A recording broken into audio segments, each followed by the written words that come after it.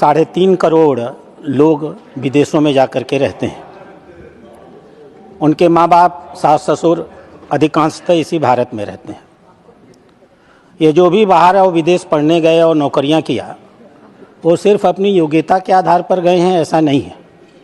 माँ बाप अपना पेट काट करके, अपना सुख त्याग करके और कभी कभी विदेश भेजने के लिए अपनी ज़मीन जायदाद बेच करके उनके विदेश जाने की व्यवस्था करते हैं।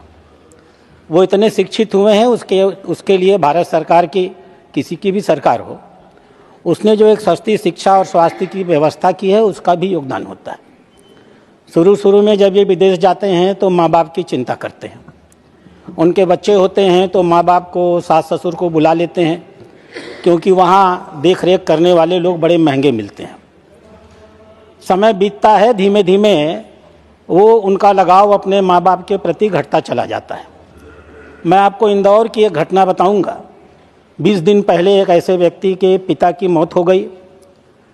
30 दिन पे, 1 महीना पहले मौत हो गई और 20 दिन पहले उसके माँ की मौत हो गई। दोनों माँ बाप का शरीर सड़ता गया, गलता गया, चमड़ी की तरह पतल करके हड्डी हड्डी हो गया। उनके बच्चे कभी लौट करके उनके पास नहीं आए। दिल्ली में भी ऐसी ही घटना हुई।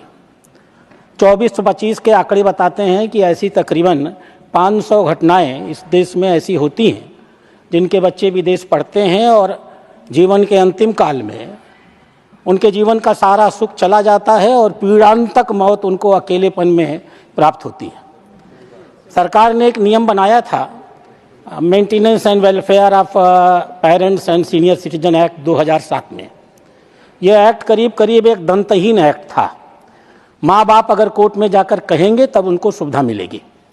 इसलिए मैं आपके माध्यम से माननीय विदेश मंत्री से आग्रह करूँगा, जो लोग विदेश जाते हैं उनसे एक एफिडेविट लिया जाए कि वो विदेश जाने के बाद अपने माँ बाप के अपने आय का एक निश्चित हिस्सा अपने माँ बाप की देखरेख के लिए अवश्य देंगे। माँ बाप के देखरेख के लिए केयर टेकर की नियुक्ति करेंगे। माँ बाप के हेल्थ इंश्योरेंस का प्राविधान करेंगे और कम से कम हफ्ते में 1 बार अपने माँ बाप से फ़ोन पर बात जरूर करेंगे। यह भी प्राविधान किया जाना चाहिए कि हर 6 महीने में माँ बाप से एक सर्टिफिकेट लिया जाए, सर्टिफिकेट ऑफ फुलफिल्ड ऑब्लिगेशन। और जो माँ बाप इस प्रकार के ऑब्लिगेशन सर्टिफिकेट्स नहीं देते हैं, भारत सरकार को ऐसे लोगों का पासपोर्ट निरस्त करना चाहिए और उन्हें वापस भारत में बुला लेना चाहिए। मैं आपसे यही आग्रह करता हूँ।